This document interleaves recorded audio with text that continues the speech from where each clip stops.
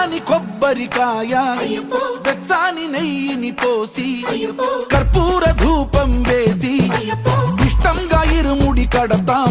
నువ్వు ఎత్తుకుంటే చాలు ఎన్ని పూనకాలు కంఠమెత్తి పాడుకోగా కన్యస్వామి కదిలిరాగా ఇరుముడి కట్టు కట్టు కట్టు కట్టు కట్టు ఇరుముడి కట్టు ఎక్కు ఎక్కు ఎక్కు ఎక్కు సారి మల్ల ఎక్కు.